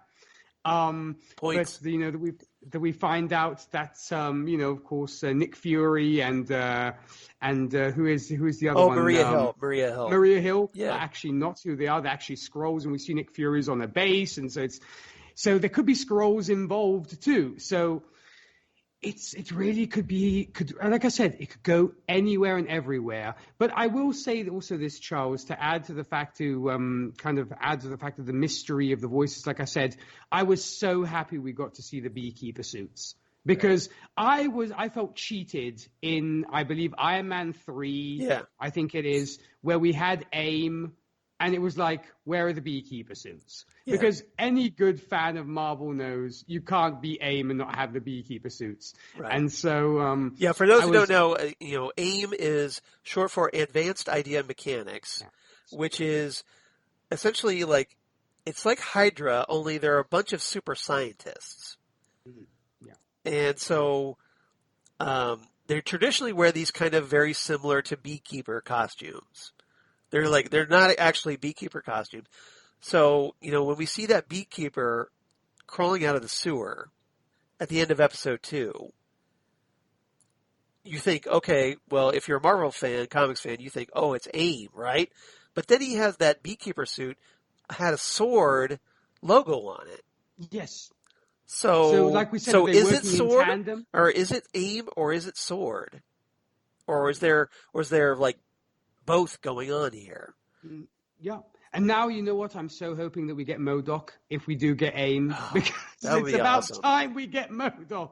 Yes. Because apparently there was, not to digress too much, apparently wasn't there a MODOK animated series in the works that they were working on? Yes, there was. But then Jeff Leb got superseded as head of Marvel Television by Kevin Feige, and therefore, he's out. No MODOK. And no MODOK. It's canceled. Yeah, so that was my only thing, is I'm hoping we might get a hint, maybe in one of the commercials, to MODOK. Wasn't Patton Oswalt supposed to be MODOK? Yeah, that would have been so cool. That would have been hilarious. It's an empty net goal right there, folks. Yeah. I mean, I know we're going off on the big comic geek discussion, but I apologize, but like I said, that's what we do here at Fandom Zone. That's what we do. That's where we get our joy from, folks. So bear with us. But I feel bad for Jesse, because Jesse is DC guy, right? So you're probably DC guy. Yes. So you're DC guy. You're listening to us talking Marvel. See, I can talk both worlds. So I'm more Silver Age than So yes, absolutely. Yeah. But all in all, I'm bi-comical. I can talk both DC and Marvel. Yeah, plays on both tables. There you go. There you go. But that said, to close it and to let you get a chance to express your thoughts, Charles. I just really, I'm just really, just eating this up ferociously, because I just so can't wait for next week. Loving everything we're getting, and there's so much more of these characters. And like I said, it made a David Lynch fan out of me. So there's that. That's a plus too. Exactly. So that is good news. So as for me, just really quick, you guys have touched on pretty much a lot of this already, but the scene at the dinner table where he's strangling, that was, like I said, very David Lynchian. That's just right there out of that. Very things just take this sudden dark turn, and that's your first real big indication that something is wrong here. The question is, what is actually happening? Dottie, I think there's more going on there.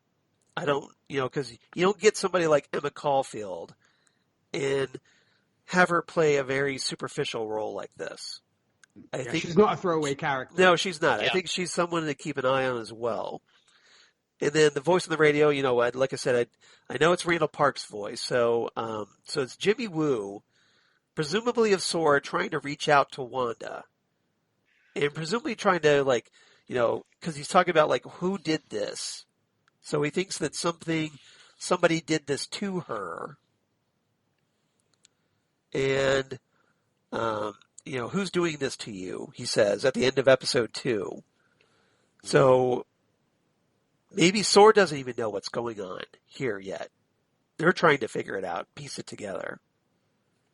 So we'll see. And then, of course, both episodes end with this "please stand by" test pattern. Yeah. So I guess we'll have to just please stand by. And we'll see what happens. Absolutely. All right. Anything else about these 2 episodes? Can't think of anything. Obviously, we had a lot to talk about here. All right. Anybody have any favorite quotes they want to share? I didn't really, plan for this, but I thought I'd ask if anybody has any.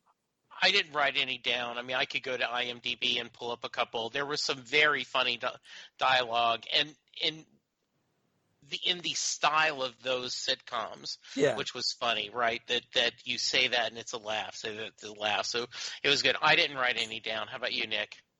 Well, I mean, I just loved that initial exchange between Wanda and Vision, where she's like, my wife and the flying saucers, my husband and his kind of hard head kind of thing. That was hilarious. Yeah, but all in all, it's hard to really kind of pinpoint specific quotes here because the dialogue was just so snappy and so good, and you were just embracing everything going on, from the dialogue to the cinematography to everything. It was just great stuff. And the costuming was really great. It looked so good. And then when they turned to color and you saw his very 60-ish looking sweater, I would love that sweater. I know it's out of style, but I would wear the hell out of that sweater. And yes, I'm pretty sure my dad still has one of those sweaters. Yes, somewhere buried in deep in his closet somewhere. I would put money on that. Mm-hmm. I got a few quotes, but for the sake of time, I'll just rattle these off really quickly. Let's see. Norm talking to Vision, where he says, "No one can process the data quite like you do, pal. You're like a walking computer." And Vision replies, "What? I most certainly am not. I'm a regular carbon-based employee made entirely of organic matter, much like yourself, Norm." Nice. Charles, what kind of reminded me of, and I know not everyone loves Big Bang Theory, but the idea, like, you're insane, or like, no, I'm not. My mother had me tested. It was that kind of, right. No, anytime they, he took it literally. No, I'm not. Yeah, yes. That was nice. Yeah, exactly. Because, it's revealed that, he's, a robot in this world that's trying to pretend to be human, pose himself off as human. Yeah. And that's part of the, the sitcom gag. She's a witch trying to pose as human. He's a robot, or android in this case, trying to pose off as human. Let's see. Norm and Vision again talking is like, Norm says, "I always thought you were kind of a square." And Vision replies, "Me? No, I'm as round as they come." Yes, that was good. That was nice. Just a great line. I just love that. Agnes and Wanda, where Agnes says, "Wanda, can I give you a bit of friendly advice?" And Wanda says, "Is it about the way I'm dressed?" And Agnes says, "Yes, but it's too late for that." That was funny. The other thing, I didn't write it down right, but I don't eat. What? Well, I mean, I don't eat between meals. But when I eat, during meals, I eat. Oh, so yes, there was the kind of covering it up for themselves was really lovely. Yeah, there was one last line I thought I want to mention because I think it's something that may tie into the mystery perhaps, where it's Dottie talking to Agnes. And Dottie says, "The devil's in the details, Bev." Or actually, she's saying this to Beverly, I guess. And Agnes chimes in and says, "That's not the only place he is." Foreshadowing. Yes. That does sound very foreshadowing. Yeah, what's up with that? What's up with that line? Thought it was a bit ominous. All right. And I got to give points to this because, we got to see, we got the Yakety Yak by the Coasters being played, which one of my favorite novelty songs from the 50s. I love that. Nice. That was pretty great. All right, so what's everybody's ratings? Jesse, why don't we start with you? What's your rating on this one? So, dang it, you went to me first. I can go to Nick. I can go to Nick first if you'd rather. No. I thank you. Google was my friend because you mentioned. I thought you'd be ready for this. Yeah. No. Well, because I'm changing. Oh. Because you mentioned Yakety Yak. Yeah. I'm going to give this 9 out of 10. Help Me Rondas. Oh, yeah. By the Beach Boys because that was playing in the background. That was episode 2. That's what I said. You reminded me that. Yeah, and they got interrupted. Then it went back to, and I was like, wait a minute, what? I didn't write down which Beach Boys song that was, so that was it. Like I said, 9 out of 10 Beach Boys songs on the radio. This was, I really love this one. All right. How about you, Nick? What was your rating? I'm going to give this 9 out of 10 Hydra watches. Nice. Nice. Well, everybody, high marks pretty much. I was a little less than you guys. I give it because it's so early in the mystery, and we did get the episodes were so damn short, and we only got little teases of the mystery so far. Mm-hmm. So I'm giving it 8.5 out of 10. Please stand by test cards. Nice. Yeah. Very good. Yes. So all right. Phantom Zone news, I don't have much apart from that Ethan Hawke was apparently announced as playing the villain in Marvel's Moon Knight series. Although we don't know which villain he's playing. But so we'll see. Is he playing Bushman or Black Spectre or who? We don't know yet. So we'll see. We did get some fan mail, though. Phantom Zone fan mail. Yay. So, we got Holly Mack writing in about WandaVision's episodes 1 and 2. Hey, Holly. Where she writes in, "Hey, Charles and Nick." And I'll throw in Jesse as well. Hello. It's so good to see Wanda and Vision back on screen together. Really loving the vibe with the 50s era TV shows. Liking Agnes. I remember the actress who plays her from the role of Lily Lebowski from the TV series Crossing Jordan that aired in the 2000s. Yep. Oh, yeah.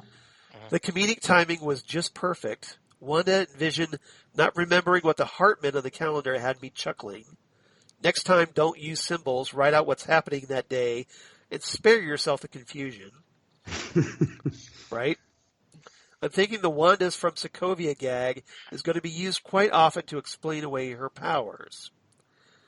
Also love the nod to Stark Industries as well with some of the cooking appliances. Wonder what other sort of Easter eggs we're going to be getting along the way as the season progresses. Episode 2, love the opening title sequence. Loved how both Wanda and Vision were scared from the rattling of a few tree branches on their bedroom window. Yeah, I kind of liked how like Wanda was scared and like somebody should go check and see what that is, and Vision's like, yeah, somebody should. You. And these are two superpowered beings. Right. You know? Yeah, right. So Holly continues, Dottie is quite the interesting character, and I don't think this will be the last we see of her.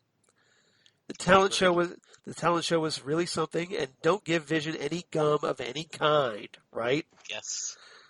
Wonder who was talking to Wanda through the radio, and who the beekeeper guy is that came out of the manhole near the end. Well, I told you who was on the other end of the radio. Yeah. Guess we'll find out soon enough. I'm thinking the setup they have going through decades of comedies is going to be just perfect. I'm really enjoying what I've seen so far, and I'm looking forward to future episodes. I'll wrap it up here. Holly from Wisconsin. Thank you, Holly. Love it. Really appreciate you writing in, and then hopefully you stick with us for the rest of the season. Absolutely. Thank you for your support. All right. Absolutely. And second, we have David K. Proctor writing in, or as we know him on Next Up Everywhere as Dave, because we're cool like that. So Dave writes in saying, this was a great look back at TV shows I grew up with. We saw some Dick Van Dyke and Bewitched. Some favorites from reruns as a child. I love that there seemed to be more going on than the obvious. I also like that the old classics have been upgraded to be more diverse and inclusive. That alone may be a clue to Wanda and Vision are in a trap. I look forward to the coverage you fine professionals provide. Thanks, David K. Proctor. Thank you. Thank you, Dave. So short and sweet, and Very professionals. Nice. Well, you take that back, sir. Yes. No. If we're professionals, shouldn't we be getting paid for this? I'm looking at you, Rob Southgate. Yes. So anyway, all right, but so go ahead. We accept cash, PayPal, and check. Yeah, yes, exactly. We do. So, as I said on Twitter, I just hit, and a couple of people that I interact with on Twitter all the time, Bex Goose is the Potato Lady podcast reviews. She was just recently on Set Listing Bruce. She and her husband do a podcast where they take college-level analysis on children programming.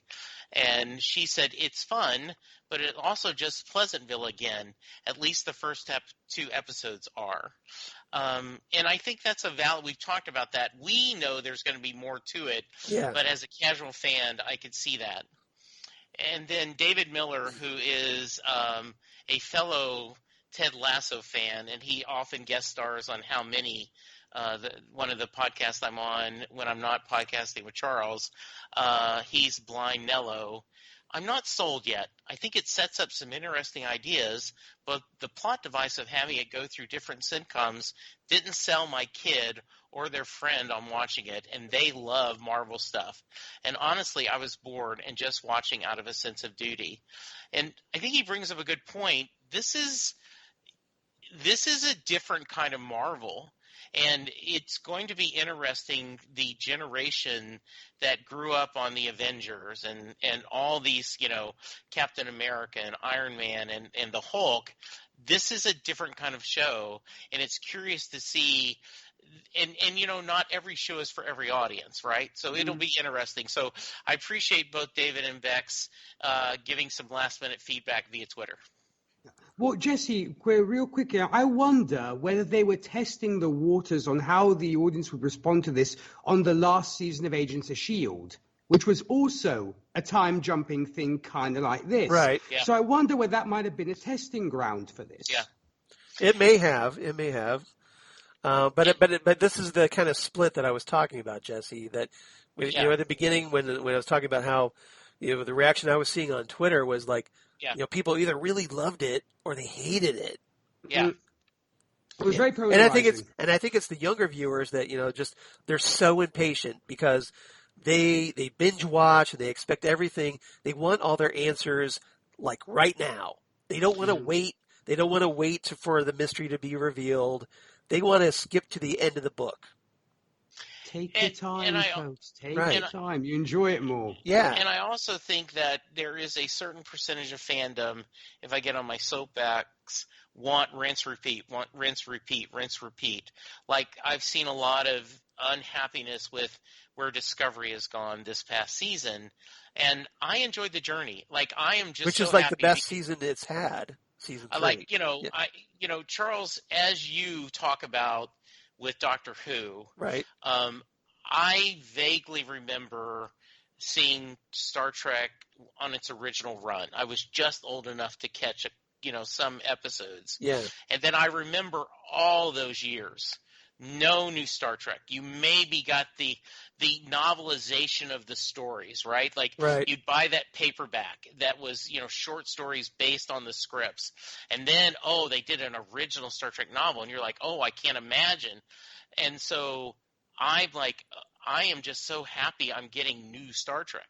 So I'm like, think about, and there were some cheesy Marvel movies and TV shows in the past, right? Like I love Bill Bixby and the Hulk. I love these, but to have something, this is cinema quality that is being delivered to our TV, and I want my creative people to do something different. I want them to push boundaries and to try things the same way, Nick and I, and you love music too, but like Nick does this for a living. I do a music podcast. We want musicians that push the boundary and try something different, because you don't need Johnny Cash doing Ring of Fire every time he plays. Yeah. Or AC/DC doing Back in Black every single album. Yeah, exactly. Yes. So. Yeah. But also, Jesse, to piggyback off your point, sometimes folks are, as Bob Dylan would say, you can please some of the people all the time, or all of the people some of the time, but you can't please all of the people all of the time. And I think it's just that, because if you do, all the same kind of wham bam superhero things, people are like, it's repetitive. You do something different, people are like, we wanted the superhero stuff. You can't please everybody. You really can't. Yes, you've got so many people. I think that I agree, Nick, that they have these. Even after the criticism that the Marvel Cinematic Universe sticks to a standard formula, that it's a lot of ways it's very repetitive and it's very paint by numbers. And then when Marvel does something really different, like WandaVision, they're freaking out about it because they can't handle the different. They can't think outside that formula. So it's kind of frustrating. And I'm hoping that maybe word of mouth will bring some of those people back in that maybe that weren't initially impressed, or maybe as things are revealed, maybe as characters are revealed, hopefully that will bring those people back in. So we'll see. We'll see what happens. But I know that a lot of people, like I said, they did love it. So yeah, I did too. And one of the beauties of the modern, the way TVs are set up, because of the pandemic, I finally took time to watch Lost in Space. Right. So I binged the first modern couple remake, seasons, the modern remake, and loved it. Yeah. And it was just sitting there waiting for me to find. And it didn't matter that it was a couple years old. I loved it. There's other series that, that I maybe 7, 8, 9 years old that I find, because I'm binging and fall in love with it. So when we get these 9 episodes done, there's nothing to be said that where a year from now some fan would go through and they finish the Marvel movies and go, oh, here's something else, and just would love this idea, right? I mean, there are going to be people in 3 or 4 years that discover Legion and go, holy beep, yes. what was this? Yeah, it was awesome, by the way. Yeah. Legion was amazing. Love Legion, one of my favorite shows. All right, I know we're running along. We've had obviously a lot to talk about. Shameless plug. So Nick, why don't you go ahead and share where people can find all of your fine work, and then I'll get to mine afterward. Okay, so starting with me, folks, Yes. if superhero movies are your choice, you can, or you're fans of those, you can check me out on Happiness and Darkness, a superhero movie podcast, where we discuss all the great superhero movies from Marvel, DC, Dark Horse, Image, and more. If you'd like to join us then discuss your favorite superhero movie, you can hit us up via email at happinessanddarknesshow@gmail.com. We're on Facebook, Twitter, and the Instagram. Also, speaking of music, I do host the Whiskey and Cigarettes show, where we play today's country, traditional country, and everything else in between. To find out more about that and where you can tune in, you can visit our website. That's whiskeyandcigarettesshow.com. Also, I do co-host Gold Standard, the Oscars podcast, with Rachel Friend and Zan Sprouse. We're discussing all the movies that won the Oscar for Best Picture from 1927 swings to the present day. A certain Jesse Jackson will apparently soon be joining us, so we're looking forward to that. What? Yeah. Shocker! And a certain Charles Skaggs lent his hate voice that guy. to us to certain announcement. So you'll also be hearing Charles's beautiful voice as an announcer for an Oscar winner. So be sure to check that out, folks. Beautiful voice. You're hilarious, but I know folks will absolutely dig it. So yeah, that's pretty much my beautiful voice shredded by Symbicort. Anyway, so I loved it. What about you, Charles? Well, first let's go to Jesse first, and then Jesse, where can they find? Now that we've heard from Nick, where can they find you? Well, I can be heard on Set Listing Bruce, the Bruce Springsteen fan podcast, where I talk to Bruce Springsteen fans from around the world. I'm in Street. What is that? Yes, that is my E Street. It is Bruce. It says Bruce Street. Bruce E. Street. Oh, okay, because yes, it looks like it's all one word, so it's Bruce E. Street. It is, yes. This is when I'm having early morning discussions. Yes. That I cover my bedhead with my Zoom meetings. I also do a little show called Next Stop Everywhere. Nice. with Charles, where we talk Doctor Who every week, and we have a really fun one coming on, a long one, but it was a good one, and I'm looking forward to talking to you about that. Also, on one other thing on Next Stop Everywhere, on Set Listing Bruce, we are doing a series of friendship podcasts I'm really excited about, that I'm going to have people that build friendship over Springsteen music, similar like if you and I were on a discussion about friendship, talking about Titan Talk got us together, Charles. Right. And so I'm really excited about that. And then my How Many podcast, where we talk about cult culture. All of these are available on Southgate Media, so please check that out. And Charles, how about you, buddy? Well, first I want to say, if you want to be like Holly and Dave, because I forgot to mention this, please write to us at phantomzonecast@gmail.com. That's phantomzonecast@gmail.com. Or you can reach us on Twitter at phantomzonecast on Twitter.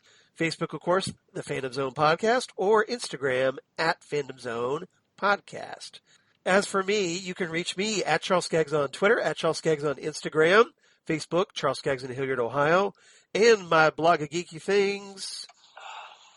Damn good coffee. And hot. Damn Good Coffee and Hot, where I talk about all the stuff we talk about here on the Phantom Zone podcast. So comic book news, comic book TV show news of my other podcasts for South Canadian Media Group, including, the aforementioned Next Stop Everywhere, the Doctor Who podcast, where Jesse and I are going to be talking coming week, we're going to be talking The Faceless Ones. And this is coming off of an episode where we just finished talking the Big Finish audio adventure Out of Time, which featured the very first team-up between David Tennant's 10th Doctor and Tom Baker's 4th Doctor. So we got a lot going on there. Hope everybody checks that out. And then Ghost with the Twin Peaks podcast they do with Zan Sprouse, my wonderful co-host, where we talk all things, David Lynch, Twin Peaks, things that might be up your WandaVision alley a little bit maybe. Little gateway, perhaps. And then we just recorded our episode of Dune, as Nick mentioned. And then coming up in our next episode here in a couple weeks, we're going to be discussing the David Lynch film Wild at Heart, featuring a certain Nicolas Cage and Laura Dern and Willem Dafoe, Diane Ladd, lots of great actors. I think that'll be quite enjoyable as well. And then Titan Talk, the Titans podcast, they do with Jesse and DJ Nick, where we talk Titans and certain Doom Patrol series, but we're waiting for season 3 of both shows to arrive on HBO Max. So we're kind of a little bit of hiatus, but thankfully we still keep getting listeners and still keep adding Facebook followers, so that's great. Always definitely appreciate that. So tell your friends about us. And then last but certainly not least, Drunk Cinema, where Zan Sprouse and I, we talk. Right now we're kind of in an 80s mood where we were talking 80s movies. We have adult beverages. We have adult conversation. And just kind of kick back and do our little commentaries as we watch movies together. And it's been a lot of fun. We've talked Batman. We talked Ferris Bueller's Day Off. We talked Die Hard for Christmas, the ultimate Christmas movie. And then coming up here next week, we're scheduled to talk at long last The Adventures of Buckaroo Banzai Across the Eighth Dimension. Nice. The 1984 cult classic starring Peter Weller and featuring John Lithgow and who else? I know Clancy Brown is in it, Jeff Goldblum, lots of other great actors. And just a fun movie. A great little bit of 80s cheese, but it's wonderful to watch, and we're going to have a ball talking about it. So everybody, thanks again for coming back to the Phantom Zone. I hope our little discussion of these first 2 WandaVisions was entertaining enough for everybody, and hopefully you'll be sticking around with us as we talk the next 7 episodes. And I think there's going to be some very interesting things to talk about. So, guys, any final thoughts before we sign off? Go ahead, Jesse. I just want to say, as always, it's fun talking about this. You guys do the deep dive a lot into the comic mythos, and I appreciate you guys letting me join along and kind of give my thoughts from my perspective, and it's always fun talking with both of you. All right. I want to add, Jesse, it's wonderful to have you with us. I'm so glad you're going to be carrying on the ride with us because, you know what? To use a quick hockey reference, the Montreal Canadiens got some amazing new faces to the team, which is really helping. And I'm so glad that you are full force in, the great acquisition here, because you bring some wonderful things to the podcast. I'm so happy we're doing this as a trio because yes. I just love podcasting with you both. It's just a joy and one of the highlights of my week. So thank you so much, and can't wait for the next episode. Well, I certainly want to echo Nick's thoughts here, Jesse. Yeah, it's just great to have all 3 of us here together talking. Obviously, we had a pretty good discussion as far as I'm concerned we did. So, Yeah. Everybody, if you want to hear more, please come on back next week for episode 202 as we discuss WandaVision episode 3 right here on the Phantom Zone podcast. Goodbye, everybody. Ciao. Bye.